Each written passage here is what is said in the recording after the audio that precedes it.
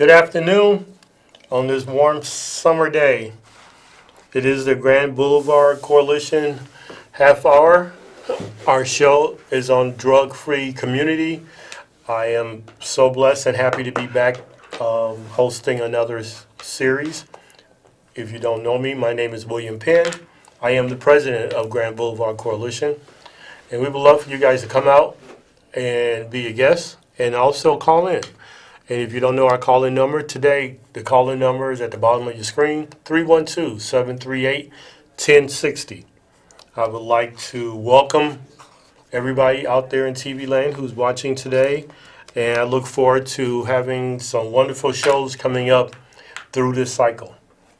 I would like to start off my show today with reading the mission statement of the Grand Boulevard Coalition and let everybody know that we are here to work collaboratively with sector partners and community residents to implement a comprehensive education, prevention, and intervention plan to reduce alcohol and marijuana use among youth in the Grand Boulevard community and then spread that across the Chicagoland area.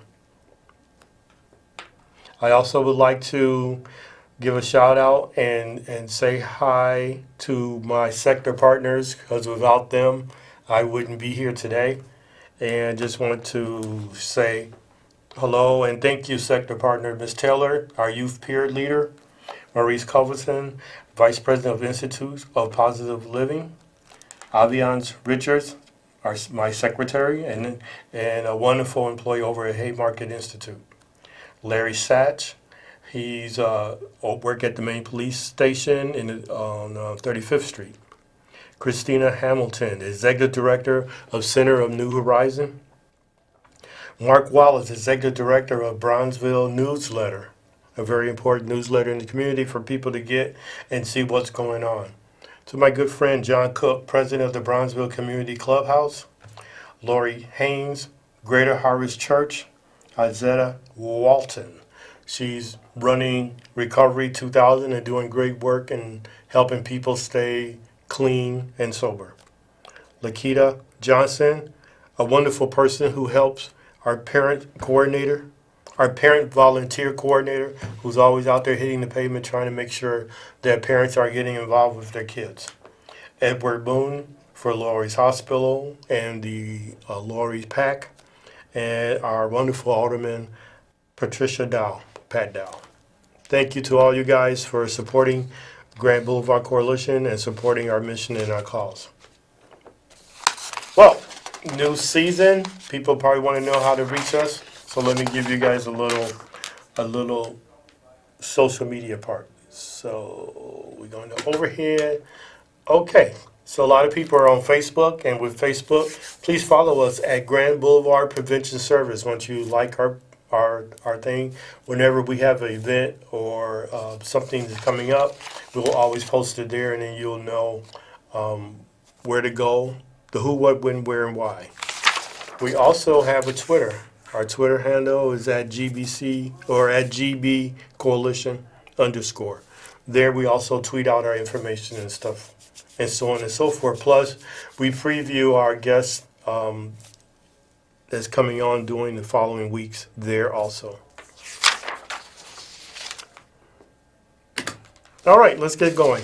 So while we wait for some callers to come in, one of the things that we ended last series with is making sure that we're always looking out for each other, and I was challenging the Chicago people, especially the Grand Boulevard people, the Grand Boulevard area, and making sure that when we're out there, we keep an eye on our fellow man. We're making sure we're maybe speaking by saying hello in the morning and how you doing, and just letting people know that you recognize them, that you see them, and that you appreciate them. And I want to make sure that we keep that going in this new era of where we're going, especially now in the summertime with a lot of peace initiatives. They try to keep crime down, try to keep the murder rate obviously down, and people just getting shot for no apparent reason just because they're walking down the street. And so we know when people are trying to, when people speak, you kind of see something, say something, but by just speaking and letting people know that you see them and they see you, usually keep things at a constant, and we don't have to really worry about that.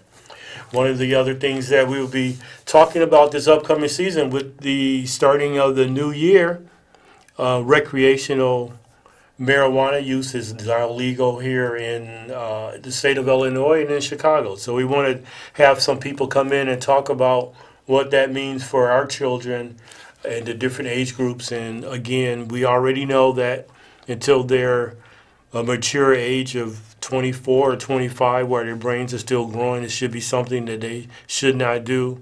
But we want to make sure that we have the facts on why they should not do it, and really talk about it.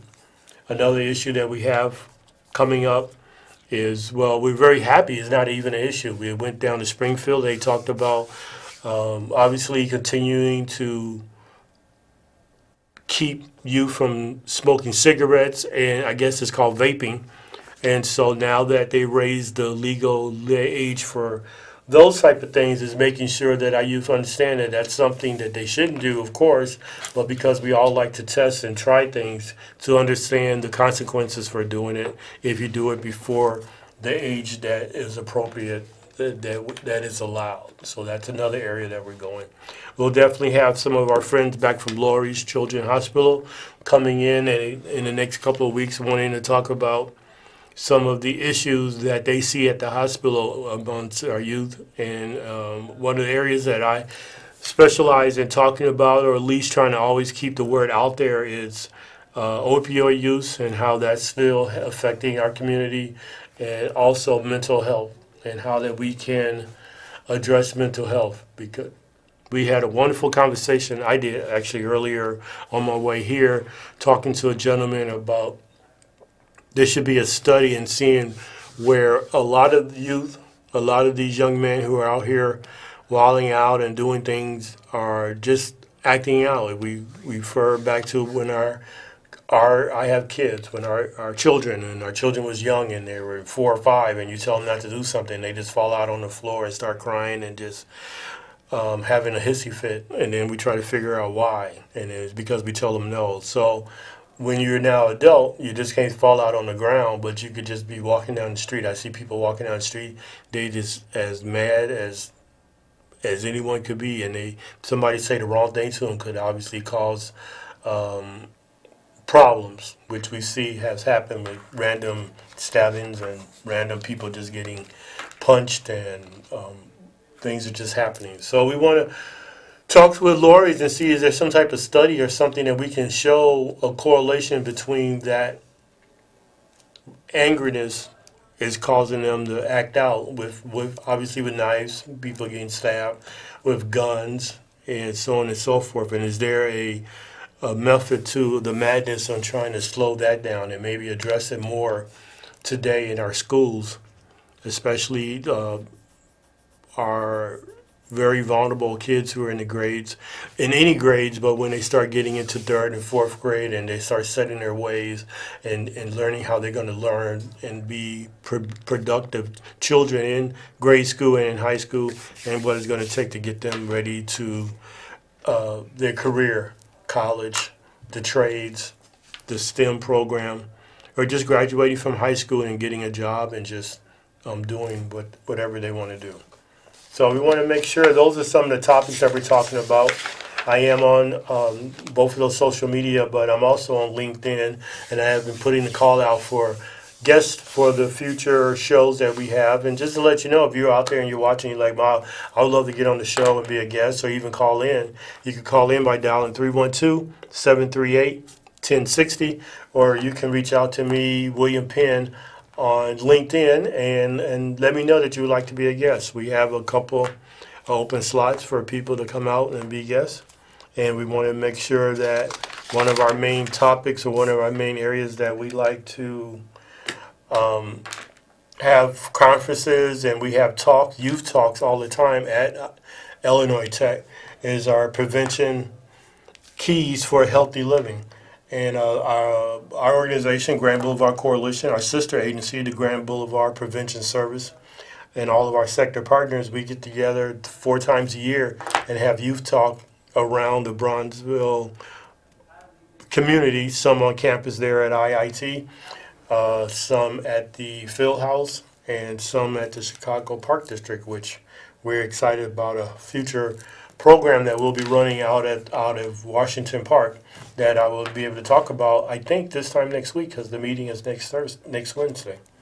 So look forward to our youth talk, and if you'd like to be a facilitator of one of our youth talk, we're always looking for youth ages 11 to 24 to be able to come out and talk and tell us what they're doing. If you guys remember last year, we had a wonderful young lady who came on who was activist at the Chicago Teacher Academy, and how they wanted to make sure that grade school stay a grade school for the community kids and not be converted to a high school for kids throughout the city, and how they won.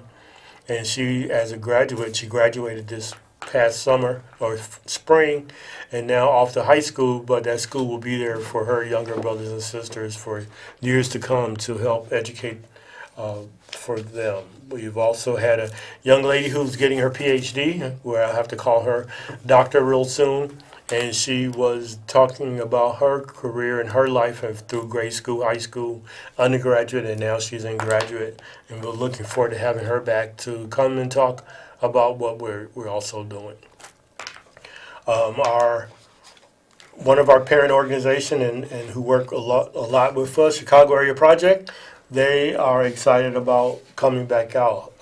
One of their director, Howard Lathan, who ended the show with me last season, is definitely want to come back, because he said he had a lot more stuff on activism, how to be an activist, and how to make sure that the today upcoming next generation are doing it correctly. Because I think that being an activist is also community building, and you must get the following of the community or the group that you're trying to activate for behind you and with you.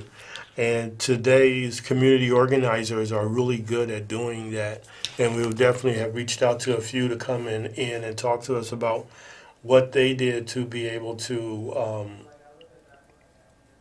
get notoriety within their community, and so on and so forth. Let's see here. So, as we continue to go through here, we're also having a wonderful time because we're in the process of expanding our coalition in the Bronzeville area. We are partnering with other coalitions on the west side of Chicago, on the north side of Chicago, and in the south suburbs. And so we found that we were lacking a few people being around the table expressing their concern and helping with what we're trying to do. And so if you have any expertise in the area of parent involvement, what are some good ways of getting parents involved with their youth, starting from first grade, second grade, a little bit more than just dropping them off and picking them up at school, but actually coming into school and spending an hour a month not only with their kids and with the other children in the classroom. And what were some of the ways to continue to get parent engagement going? We look for somebody to kind of head up and work with us with that. We're also looking for people that's into education and public awareness. This committee is definitely dealing with what are the latest tools out there that are best kept practices for educating everybody on a drug-free community, how to be more involved, and how to be aware of what's going on in your community. So we're always looking for people in that area to help. Community engagement, which is an area that I started out once I left the advertising world and decided to come into this arena and work with different groups. We're looking for people for that action committee to work to increase community engagement and public awareness. Action Committee, and public policy advocates. The focus is recruiting faith-based groups, as there are, which I found out from research, 68 churches in the Grand Boulevard community, and how can we get, even if we just got a small percentage, 10 churches to come together and host different things on the same night for their parishioners and their neighborhoods and their neighbors, we could definitely have a powerful coalition of church people dealing with some of the issues that we're having in the different communities. And basically, the last one would be data work group.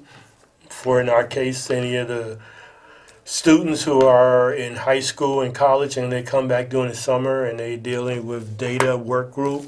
So there's always a lot of data points out there, and we need people to be able to crunch that data and come spit out some information so we'll know if we're doing good in the community, we're doing bad, where are we lacking.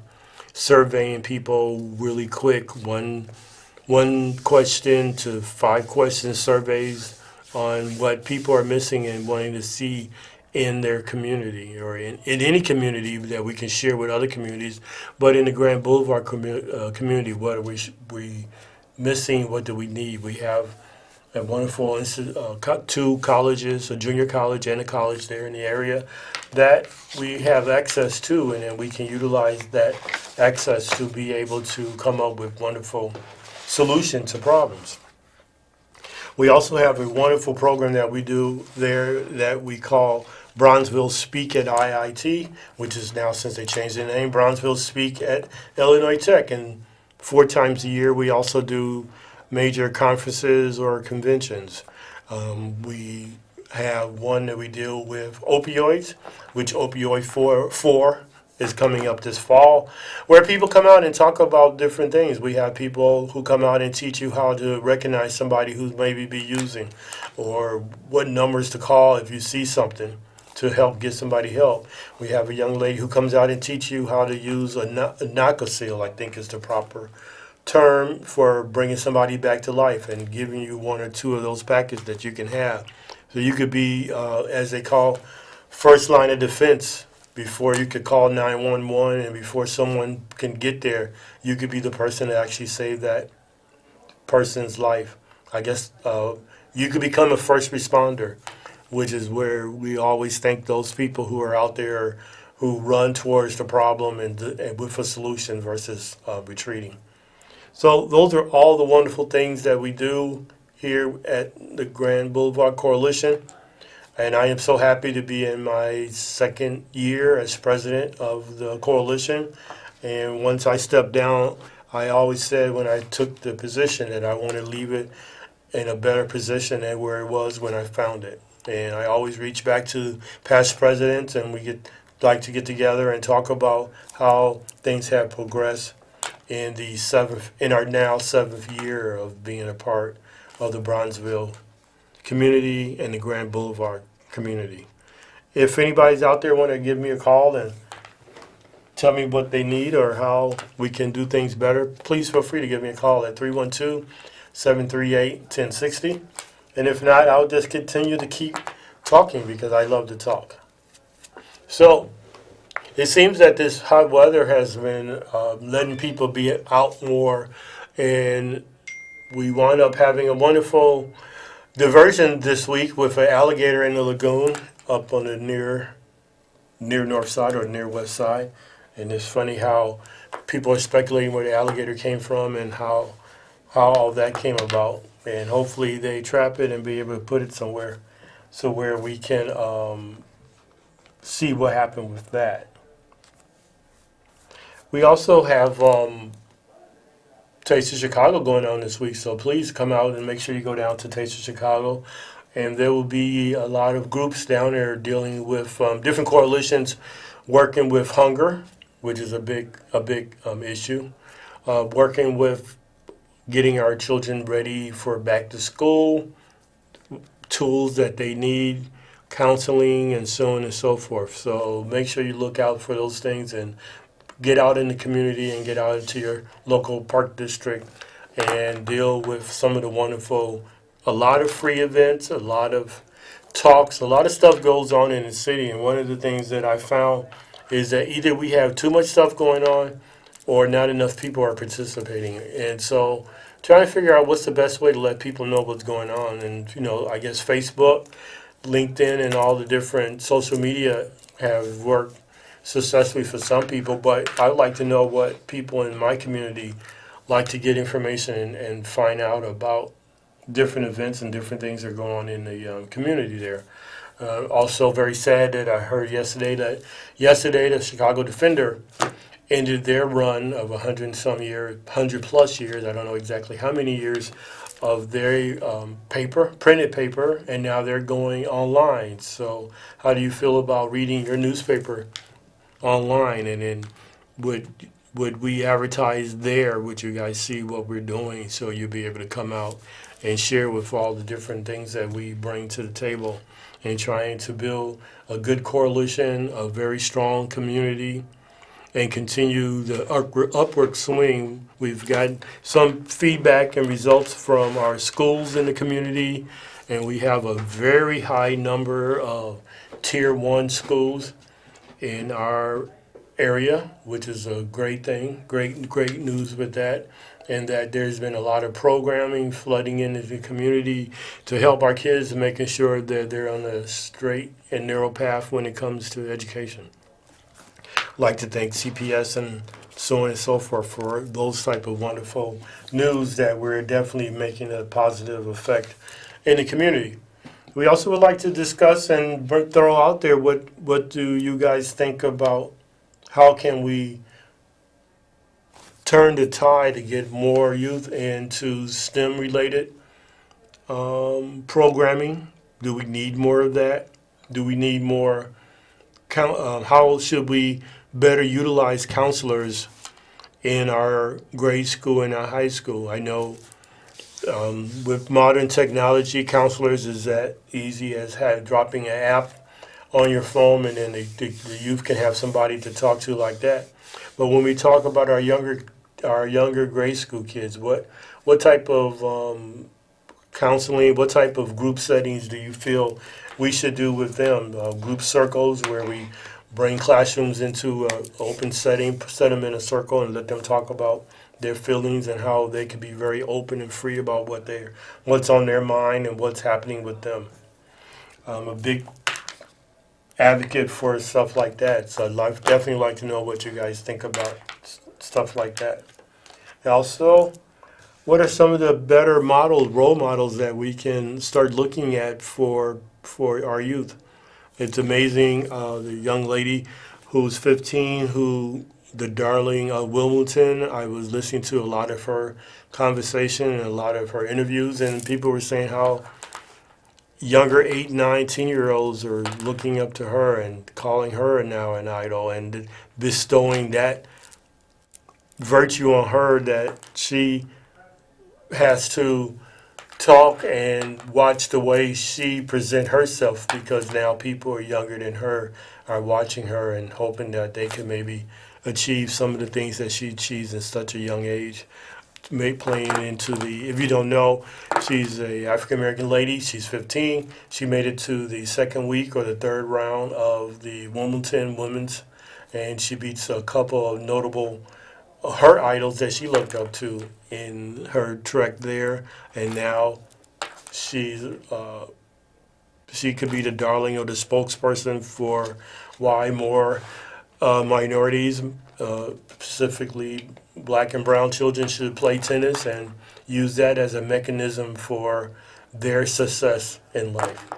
So that was definitely a good thing to see and hear, and how well maintained her parents have kept her level-headed. Because I think today the trend of parenting needing to be better parents should be something that I always talk about. And I think that before we come to the end of my show is how can we all be better parents, and do we need to come up and decide that parenting is something very important, and that if we have children, we need to be parents of those children. And I know people don't like people to tell them what to do, but I think we need to get out of that frame mind and say, listen, let's have classes around that. And maybe while our kids are learning, they do a great parent workshops over at Diet High School that I'll get more information. It's called Parent University. And with Parent University, I've gone to several of them, has helped teach parents about being better parents and better stewards to their children. Until next week, have a good week.